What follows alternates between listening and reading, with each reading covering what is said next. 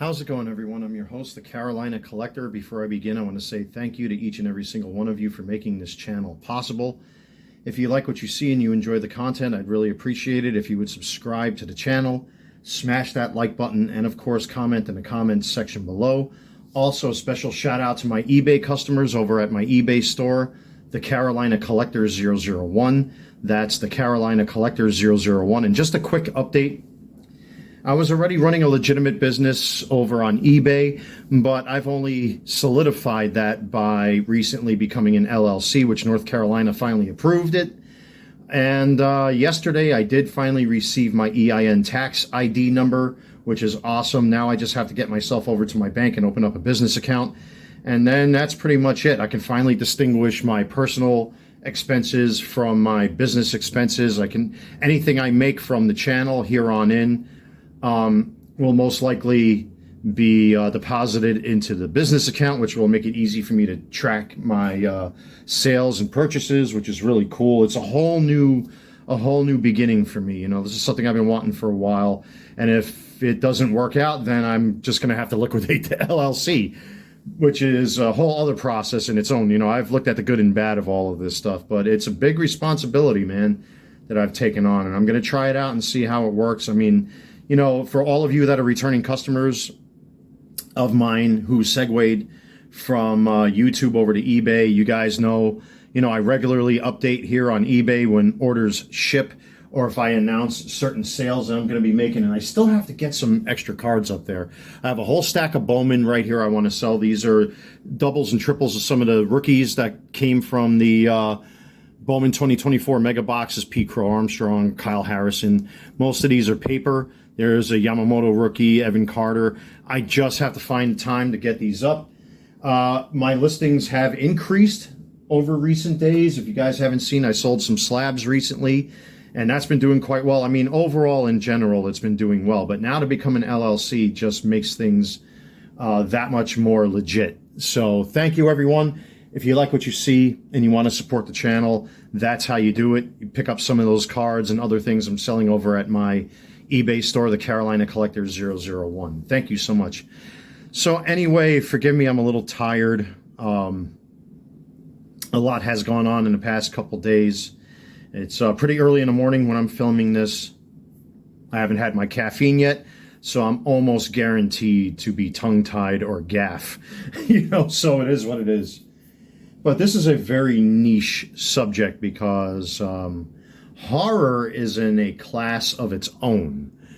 And I've ran across many horror fans throughout, you know, my time of going out into conventions and things like that. And for the most part, most horror fans are very approachable. They're very nice people, very ordinary people. You kind of have to look past, you know, their choice of style, so to speak. You know, you have to look past, you know, how they present themselves, because underneath it all, when you really take a look at them and you get to know them and you talk to them, they're just ordinary people that want to escape reality for a little bit and, you know, want to dress up as their favorite horror characters and stuff like that. And Freddy Krueger cosplayers are no exception. What I love about doing Freddy Krueger is that he's like the ultimate libertarian, you know? He can say and do pretty much whatever he wants. And that's what makes it fun. And when I go out as Freddy, I mean, I can just go bonkers. I can jump up and down. I can cuss. I can swear. And it's just incredible with the things you can do with this character. I mean, it's just remarkable. You can roll around on the floor like an idiot, you know? And to this date, I've actually put together a semi-accurate Part 4 Freddy costume, only because the parts are relatively easy to come by. Some of the other Freddys are a little bit more challenging, but the Part 4, in my opinion, seems to be the easiest. That's at least in my experience. Unfortunately, I've learned recently that Margaret Olszewski, who was one of the prominent sweater makers, retired.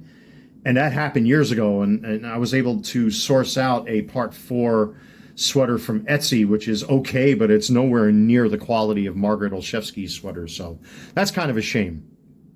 But I do, like I said, I did put together a Part 4 costume last year, and it works quite well. I do have Irish setter boots, etc., and all that sort of thing. Maybe I'll do a separate video somewhere down the road talking about that. But for right now, I want to get into this because this is so niche and so unique that I thought it was worthy to talk about. Now, this particular Part 4 glove here is from Nightmares Unlimited. Now, I've done some work on this glove. I've since changed out the leather. I've kept the armature. I've modified the armature to satisfy my needs. That's not to disparage the man's work.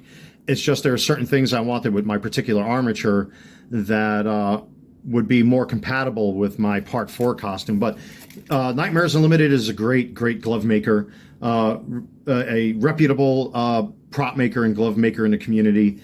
So, you know, a big shout out to him. But there are just certain things that I wanted with my armature and my glove that I decided to upgrade it. So this is a modern day 1178. I actually took the original cinch and tab off of his glove along with the pull strap and added it to this.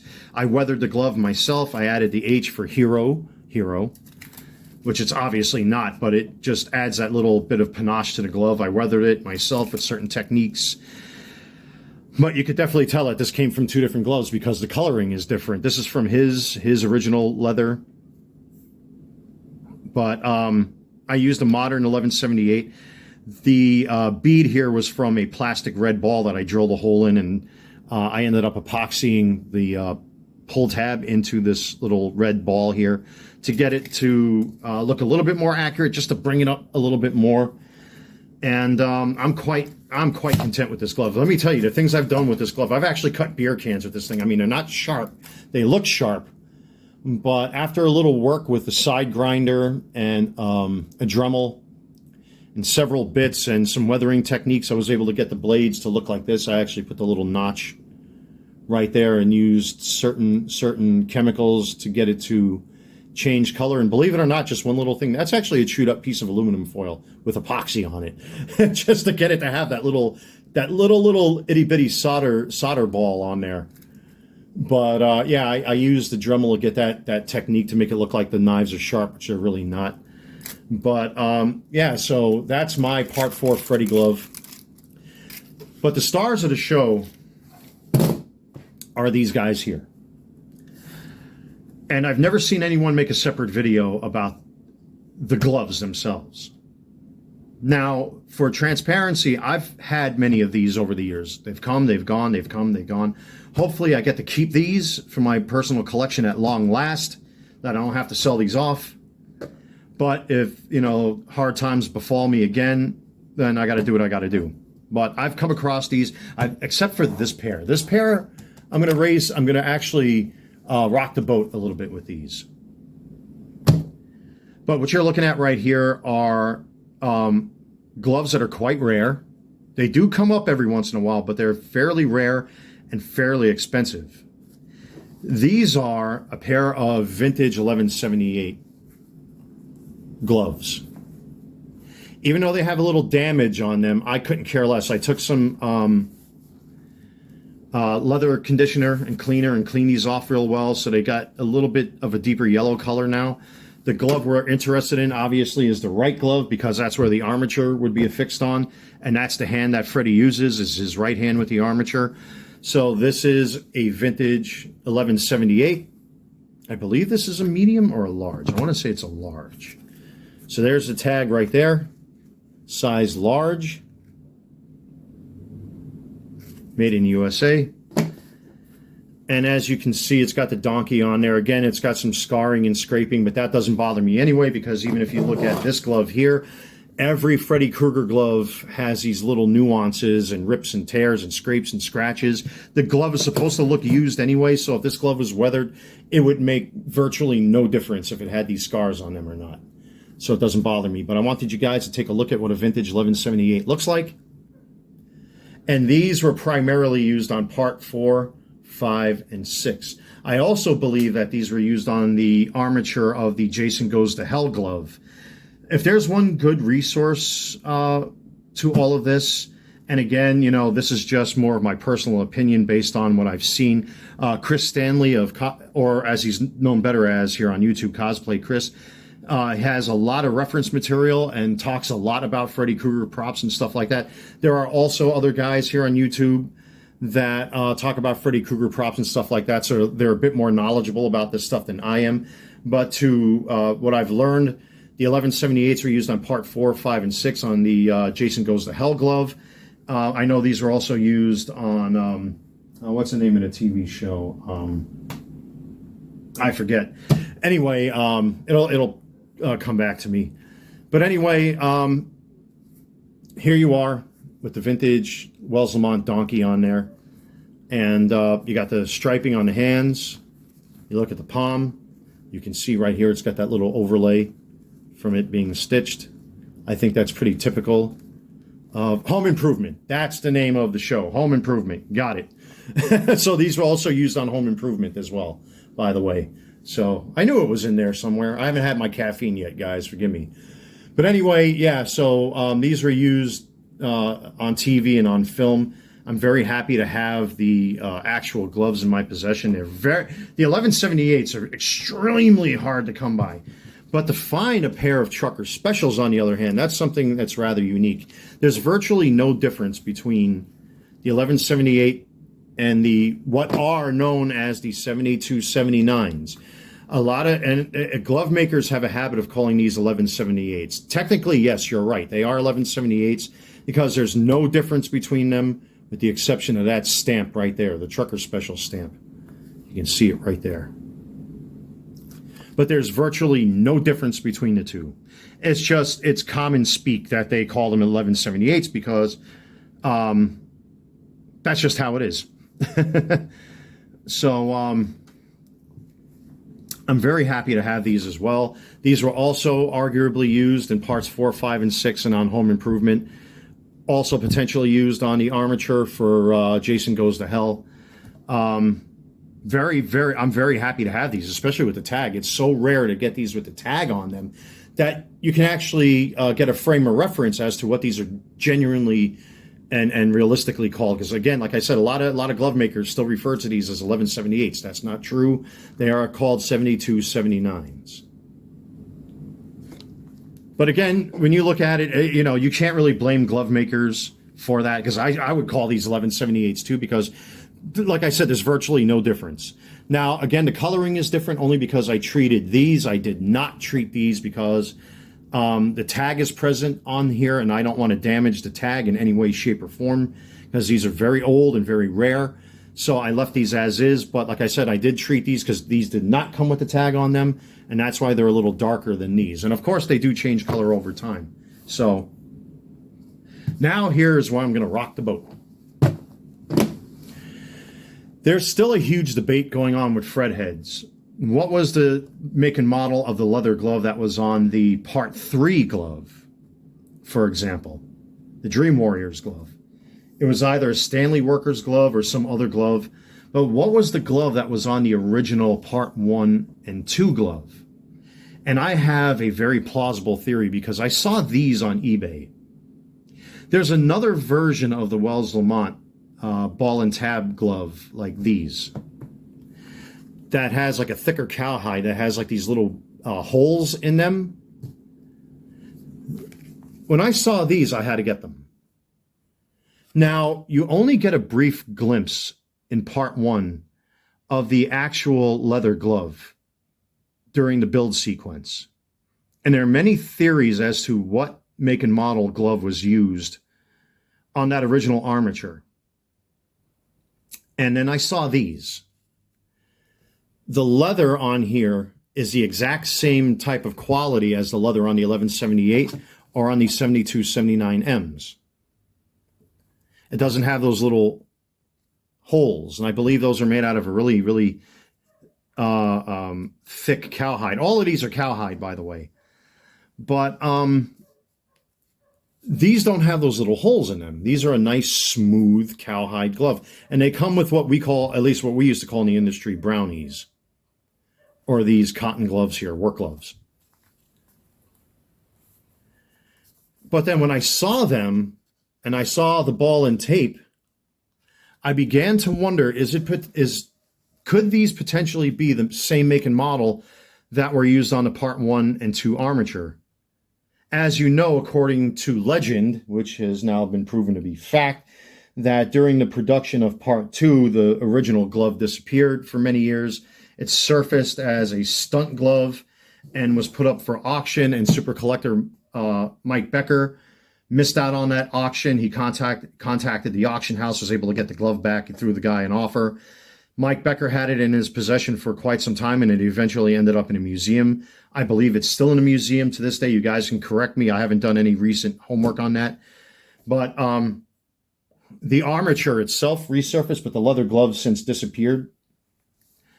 But when you look at the build sequence and you look at this glove, and I'm well aware of the famous blueprint or sketch of the Part 1 armature where it mentions a Wells Lamont 900.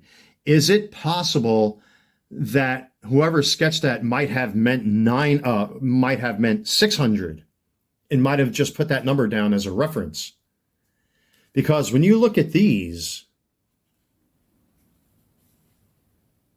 and these are Wells Lamonts, could these potentially have been the same make and model that were used on the Part 1 and Part 2 armature before it disappeared? And I'm asking that. This is not a rhetorical question. I'm actually looking to see if any Fred heads can come out and offer any insight as to whether or not you believe that these potentially could be the same make and model leather gloves that were used on that Part 1 and 2 armature. Again, these are not the version of the Wells Lamont working glove or driver gloves or whatever have you that has those little pit holes in them. These are a nice, smooth cowhide leather that doesn't have any of that. And also, as another frame of reference, these do not have the donkey on them. And they don't have the striping on top like the 1178s or the trucker specials have. So I do pose that question to my fellow Fred heads out there. Is it plausible that these particular leather gloves were the very make and model that were used on the Part 1? Let me know in the comments section below. I'm very happy to have these in my collection. They're very unique. And to actually hold something that was, I mean, these exact ones weren't used in the movies. I'm saying like these didn't come from,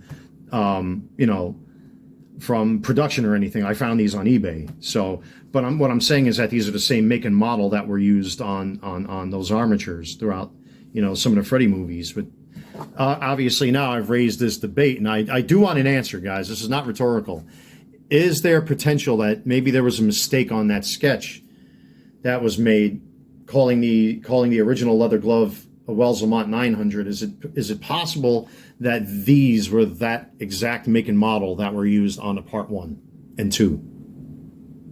Let me know in the comments section below if you know some Fred heads out there. Even a big shout out to Cosplay Chris if you come across this video. It's plausible. I want to raise that debate to see if there's potential that these gloves were in fact the actual make and model that were used on that Part 1 and 2, because I mean the resemblance is striking. You only get a few seconds of actually seeing the glove on camera during the build sequence in Part 1, and now I have these and it seems plausible. Let me know in the comments section below. Anyway, I need my caffeine. I had to push myself through this video. Oh, by the way, also a little bit of a bonus. These are also another variant of these gloves. These are known as 1132s. Now, these are an XL version of these gloves, with the only exception being is that the cinch is plastic. But they're virtually the same glove, and we have the donkey right here on the right-hand glove. But these are XLs, so unless you were a bigger fella, and you wanted an armature, these would be the type, you would use. But again, these are XLs, 1132 XLs. So anyway, with that being said, ladies and gentlemen, thank you so much for checking out my content and watching this video and all of my other videos. Like, comment, and subscribe. Also, check out my eBay store, the Carolina Collector 001. I do update regularly here on the channel when I'm ready to ship out my orders, or if I'm updating something over at my eBay store, I'll do it right here on YouTube. But anyway, thank you so much. If you can't tell, I'm pretty much dead at this point. Dead tired. Ha, ha, ha, ha, ha. See what I did there with Freddy Krueger and words? Anyway, never mind. I need my fix of caffeine. I'm filming this video very early in the morning. So anyway, take care. God bless. Stay safe. I'm your host, the Carolina Collector. I will definitely see all of you very soon.